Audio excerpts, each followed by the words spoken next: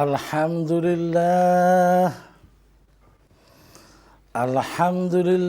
hamdan katsiran kama amar wa ashhadu an la ilaha illallah wahdahu la syarika lah irghaman liman jahada bihi wa kafar wa ashhadu anna sayyidina wa nabiyana wa maulana Muhammadan abduhu wa rasuluh sayyidul khalaiki wal bashar. Allahumma salli wa sallim wa barik alaihi. Ma'asyiral muslimin, pemirsa dan hadirin sekalian, Assalamualaikum warahmatullahi wabarakatuh. Waalaikumsalam warahmatullahi wabarakatuh. Mengawali pembicaraan, saya sampaikan selamat berjumpa kembali pada majelis ilmu bersama Jamaah Laduna Ilma dengan mata kuliah Ma'rifatul Ilmul Yakin. Dalam alih bahasa berarti mengenal ilmu yakin. Pemirsa dan hadirin sekalian, untuk memperoleh metode sistematis dan standar akademis yang layak disajikan, maka mata kuliah Ma'rifatul Ilmul Yakin akan dibagi dalam beberapa pokok bahasan yang segera akan dijelaskan. Silakan. Pokok-pokok bahasan pada mata kuliah Ma'rifat Ilmul Yakin. Pertama, dasar hukum ilmu yakin. Kedua, apakah hakikat atau kesejatian ilmu yakin. Ketiga, akibat di akhirat bagi yang tidak memiliki ilmu yakin. Keempat, peringatan Allah bagi manusia tentang ilmu yakin. Kelima, langkah-langkah untuk mendapatkan ilmu yakin. Dan yang keenam, hambatan untuk mendapatkan ilmu yakin. Masuk pada bahasan pertama. Pertama, dasar hukum ilmu yakin. Surah At-Takasur ayat 5-7 artinya, janganlah begitu. Jika kamu mengetahui dengan ilmu yakin, niscaya kamu benar-benar akan melihat neraka jahim. Dan sesungguhnya kamu benar-benar akan melihatnya dengan ainul yakin. Ada dua kalimat yang mengandung kata yakin. Yang pertama ilmul yakin, yang kedua ainul yakin. Setelah kita cermati firman Allah ini, maka yang dimaksud ainul yakin adalah penglihatan nanti di yaumil akhir. Kita benar-benar akan melihat dengan mata, ain. Kita akan melihat dengan mata secara yakin tentang neraka, surga, dan lain sebagainya. Adapun setelah kita cermati, kata ilmul yakin itu adalah suatu kemampuan jiwa di mana manusia mampu melihat alamu karobun manakala ia telah memiliki keilmuan yang dimaksud. Kita mengulang ayat, silakan. Surah At-Takasur ayat 5-7 artinya, janganlah begitu. Jika kamu mengetahui dengan ilmu yakin, niscaya kamu benar-benar akan melihat neraka jahim. Dan bila kita baca dari awal ayat, maka kalimatnya terkait pada peristiwa di muka bumi, di mana Allah mengajar, janganlah engkau bermegah-megahan sampai engkau masuk ke dalam kubur. Jangan begitu, kata Tuhan. 3 kali Allah menyebut jangan begitu. bermegah-megahan telah melalaikan kamu sampai engkau masuk ke dalam kubur. Jangan begitu, jangan begitu, dan jangan begitu. Bila engkau menggunakan ilmu yakin atau memiliki ilmu yakin, maka engkau akan melihat dengan nyata neraka jahim. Jadi ini peristiwa bumi. Ilmu yakin jelas peristiwa bumi. Ainul yakin adalah peristiwa nanti di akhirat. Yang akan kita bahas adalah kemampuan ilmu yakin. Baca sekali lagi, Pak. Surah At-Takasur ayat 5-7 artinya, janganlah begitu. Jika kamu mengetahui dengan ilmu yakin, niscaya kamu benar-benar akan melihat neraka jahim. Dan sesungguhnya kamu benar-benar akan melihatnya dengan ainul yakin. Nanti di akhirat. Dengan ainul yakin di akhirat, dengan ilmu yakin di dunia. Jadi saudara sekalian, ada satu cabang ilmu di dalam Islam yang namanya ilmu yakin. Justru ilmu ini sudah tidak dikenal lagi. Yang dikenal ilmu sulap, ilmu telepati, ilmu hitung, ilmu goniometri, ilmu ukur ruang sudut, ilmu botani, ilmu sihir, ilmu hitam. Alangkah banyak ilmu-ilmu. Sehingga yang dimaksud dengan sebenarnya hakikat ilmi adalah salah satunya ilmu yakin sudah tidak dikenal lagi. Pekerjaan siapa ini? Jelas pekerjaan iblis laknatullah. Dia memunculkan kalimat ilmu dalam semua sisi. Sampai muncul ilmu seks. Semua sisi kehidupan ditempeli dengan kata ilmi.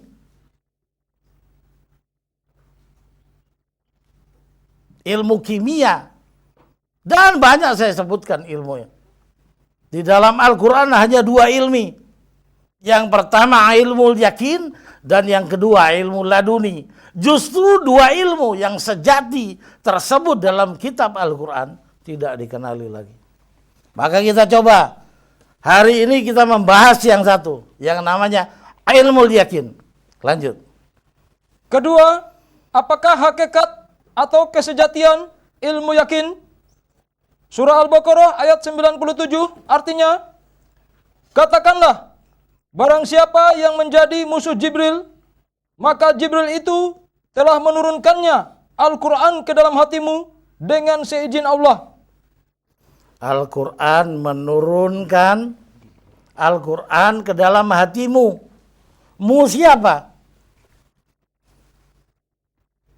Kita harus tahu. Sesuatu yang mengambang tidak akademis. Sesungguhnya Jibril telah menurunkan Al-Quran ke dalam hatimu. Mu siapa? Lanjut. Surah Al-Ankabut ayat 49 artinya, sebenarnya Al-Quran itu adalah ayat-ayat yang nyata di dalam dada orang-orang yang diberi ilmu, utul ilmi. Maka jelas.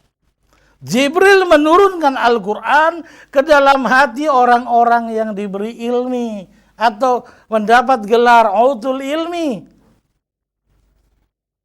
Lalu setelah dipelajari ayat Al-Quran, ada ayat juga yang menjelaskan bahwa Al-Quran diturunkan ke dalam hati Nabi Muhammad oleh Jibril alaihissalam.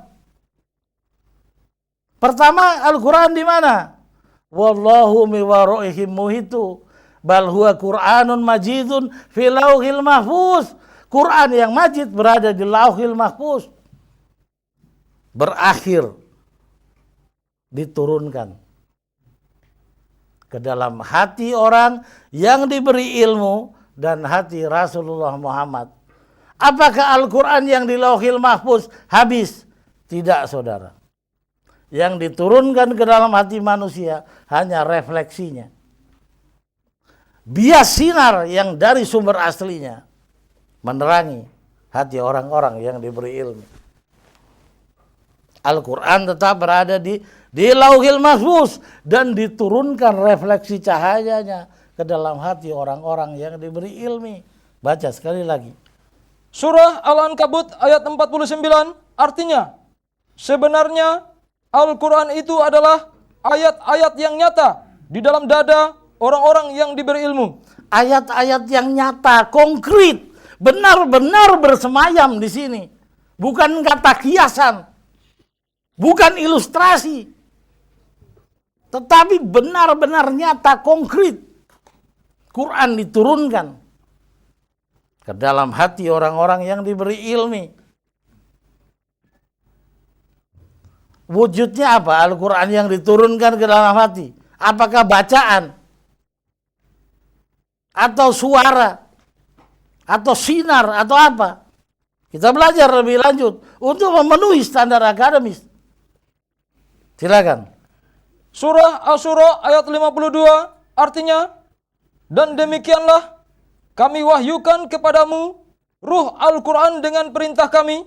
Kami wahyukan, kami turunkan kepadamu, hai Muhammad, dan kepada orang-orang utul ilmi, ruh Al-Quran. Jadi yang turun bukan bacaan Al-Quran, tetapi ruh. Bila bacaan bersemayamnya di dalam otak, merupakan memori, hafalan di kepala. Tetapi yang diturunkan Jibril adalah ruh. Ruh adalah panca indera. Manakala disebut ruh, berarti ada konotasi ke arah panca indera. Kemampuan melihat, mendengar, mencium, membau, mencium, dan rasa serta perasaan adalah ruh. Kita cari lebih lanjut. Ruh ini wujudnya apa? Hakikat sejatinya apa? Ia besi atau air atau apa? Silakan. Sebelumnya, kamu tidaklah mengetahui apakah Alkitab Quran dan tidak pula mengetahui apakah iman itu. Tetapi kami menjadikan Al-Quran itu nur yang kami tunjuki dengan dia siapa yang kami kehendaki di antara hamba-hamba kami. Kami jadikan Al-Quran itu nur, hanya berfungsi sebagai ruh. Maka diturunkan ke dalam dada. Tepatnya di mana?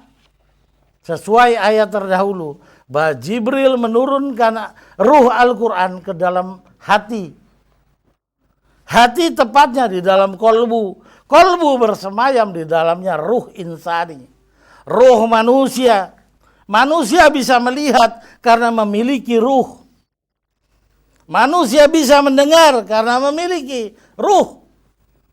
Manusia bisa membau karena ruh.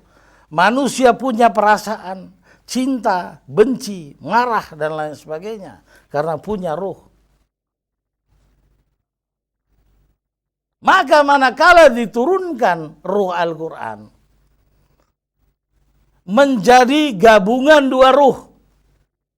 Ruh insani diselimuti oleh ruhul Quran yang berfungsi dua-dua sebagai panca indera. Manakala ruh insani, ruh manusia biasa, hanya mampu melihat materi bumi, mobil, pohon, sungai, dan lain sebagainya. Bila telah diturunkan modul tambahan ruhul Quran, maka ruh insani tersebut, daya kapasitas panca inderanya akan lebih tinggi sampai menembus alam mukarrabun. Disinilah fungsi ilmi. Apakah fungsi ilmi itu?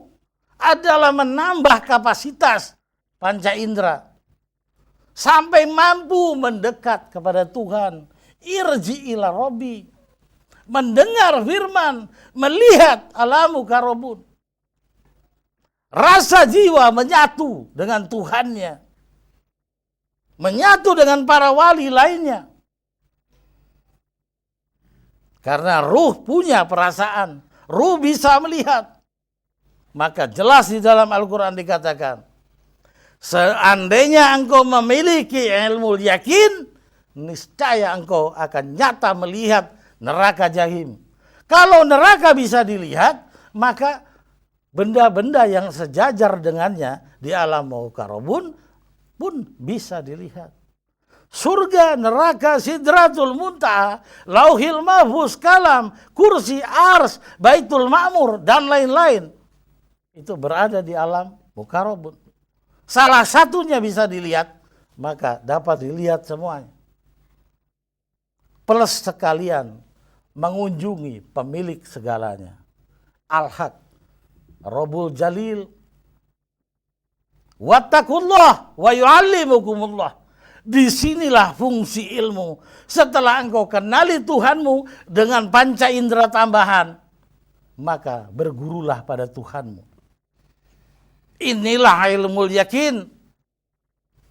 Wajib kita menuntutnya. Wajib kita miliki. Manakala kita tidak memiliki, tidak mungkin kita irji ila Rabbi. Taqarrub ilallah, tidak mungkin. Sedang untuk melihat virus saja kita tidak mampu. Apalagi menjumpai Tuhan dalam laisa kamis lihi sayun. Kita mampu menerima firman-firmannya.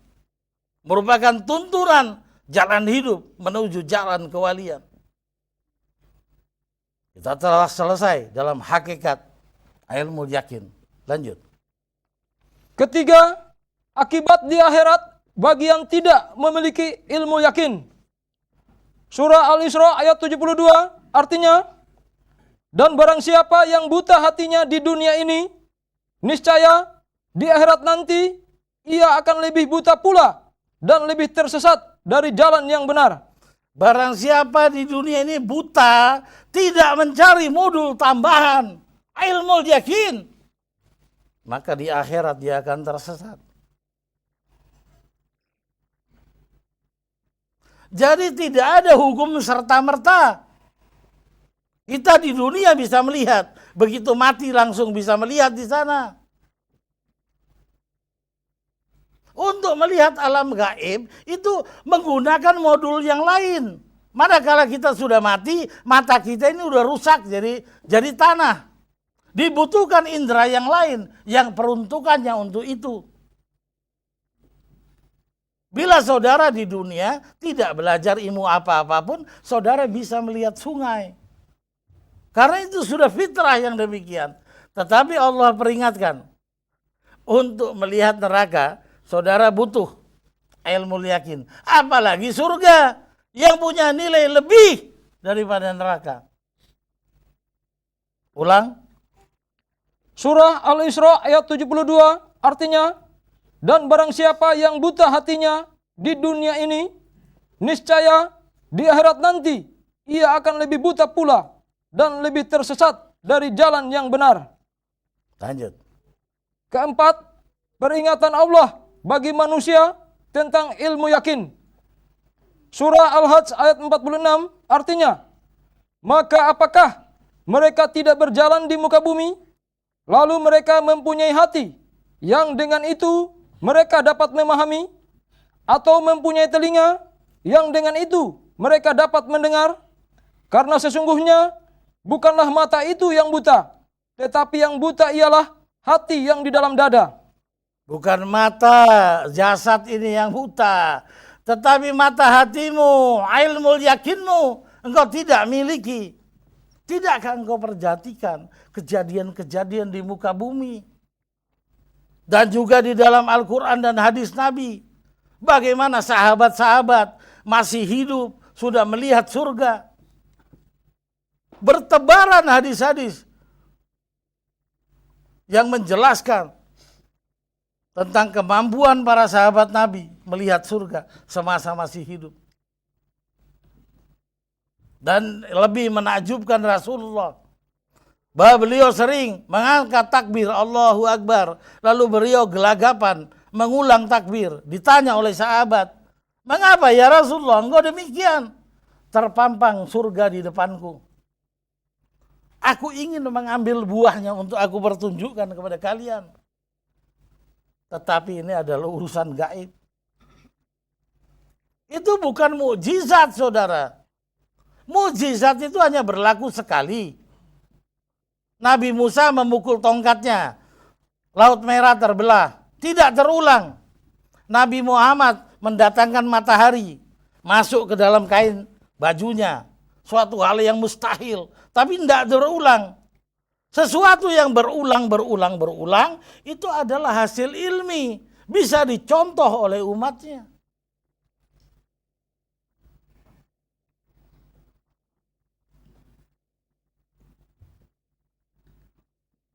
Mari saudara, agar kita tidak buta di akhirat, di dunia ini kita melatih diri untuk menggenapi diri ini dengan kemampuan ilmu yakin. Lanjut.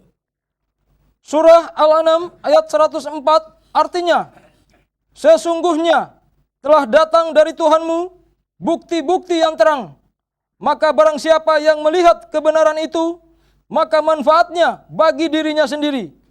Dan barang siapa yang buta, tidak melihat kebenaran itu, maka kemudaratannya kembali kepadanya. Dan aku, Muhammad, sekali-kali bukanlah pemeliharamu. Telah datang bukti kebenaran. Bukankah kita banyak mendengar cerita, ada orang melihat setan, kita nggak bisa. Dia bisa. Sama-sama kita punya mata. Ada orang yang memelihara tuyul, tuyulnya dikasih makan, dia melihat, kita enggak. Berarti ada panca indera tambahan bagi masing-masing manusia. Dan masih banyak bukti-bukti yang terang dari Nabi. Ayat-ayat Al-Quran adalah bukti yang terang. Jangan bermegah-megah sampai engkau masuk ke dalam kubur. Bila engkau memiliki ilmu yakin, niscaya engkau akan melihat dengan nyata neraka jahim. Lanjut. Surah An-Naml ayat 66 artinya, sebenarnya ilmu mereka tentang akhirat tidak sampai ke sana. Malahan mereka ragu-ragu tentang akhirat itu. Lebih-lebih lagi, mereka buta daripadanya. Mereka buta dari urusan akhirat. Jadi kalau ada orang bisa melihat surga semasa di dunia, dia mendebat. Gila tahu itu orang. Padahal dia yang gila. Ada sebuah hadis yang saya sudah lupa bahasa aslinya. Tapi demi Allah saya membacanya. Nabi berkata, janganlah engkau mati dahulu sebelum engkau melihat tempatmu di surga.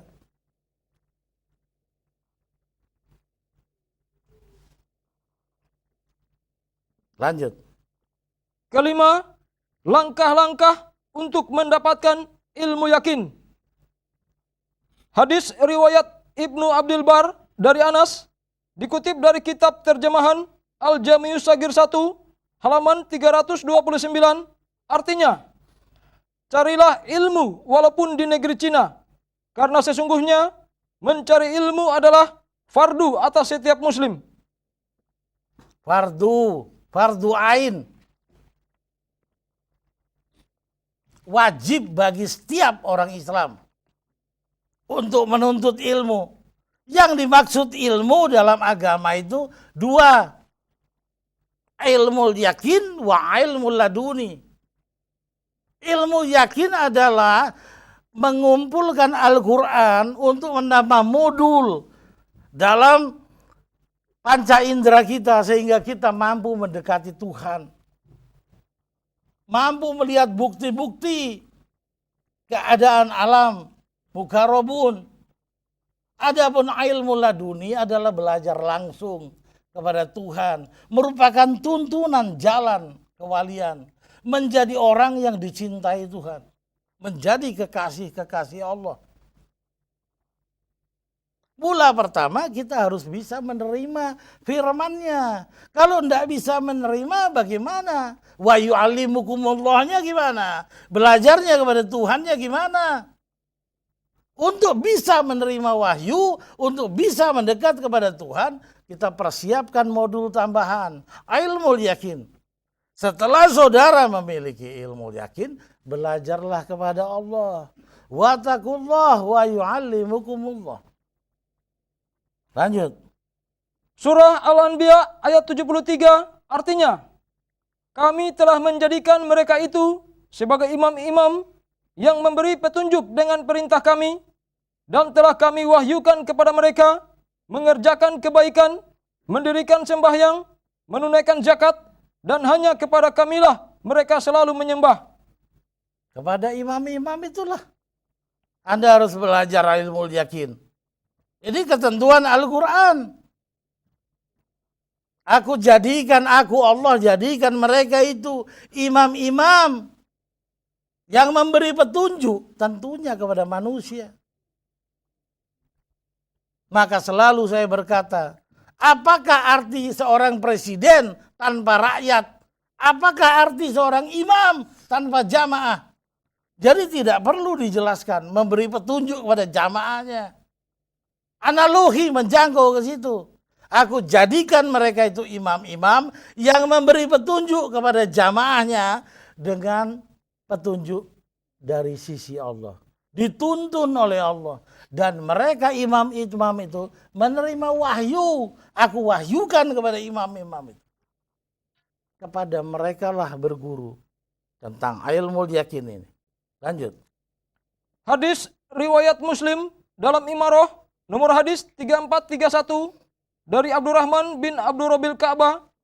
Artinya, Rasulullah bersabda, barang siapa yang berbaiat kepada seorang imam, lalu dia memenuhi janji setia dengan sepenuh hati, hendaklah ia mematuhi imam itu sepenuh daya. Perintah berbaiat kepada imam untuk belajar ilmu yakin. Lanjut. Surah Toha ayat 124 sampai 126 artinya, dan barang siapa berpaling dari zikir ingat kepadaku, maka sesungguhnya baginya penghidupan yang sempit, dan kami akan menghimpunkannya pada hari kiamat dalam keadaan buta.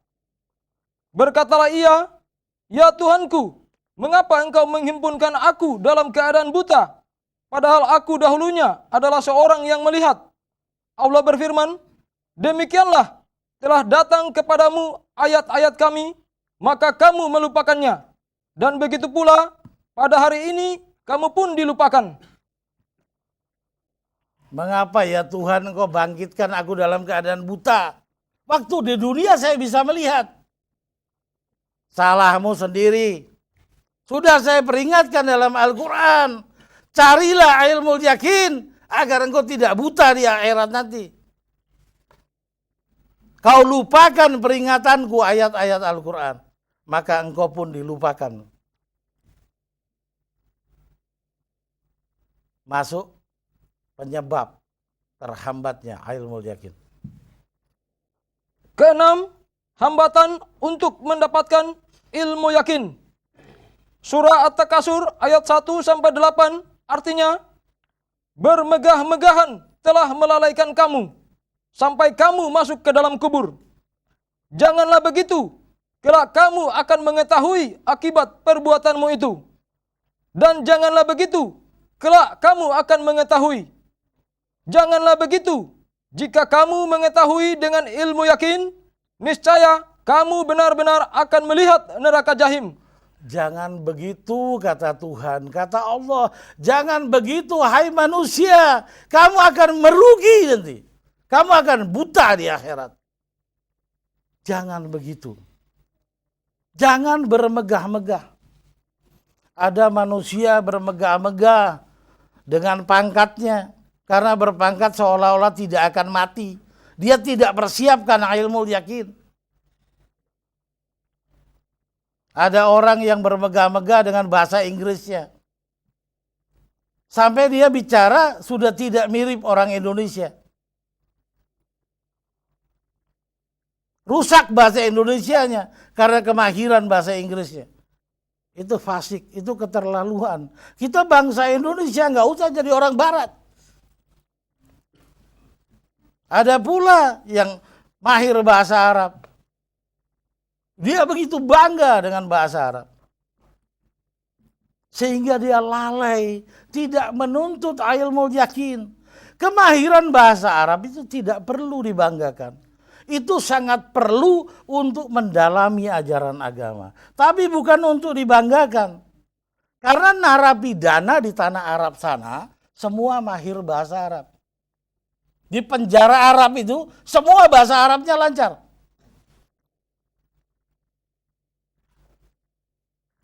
Kursir onta di Saudi Arabia sana, bahasa Arabnya lancar. Pelajarilah bahasa Arab untuk mendalami agama ini. Bukan untuk berbangga-bangga, seolah-olah dia adalah ahli surga.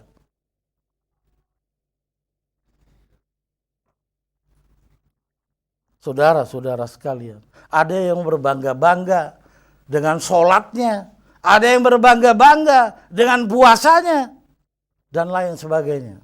Wabillahi taufiq wal hidayah. Wassalamualaikum warahmatullahi wabarakatuh. Waalaikumsalam warahmatullahi wabarakatuh.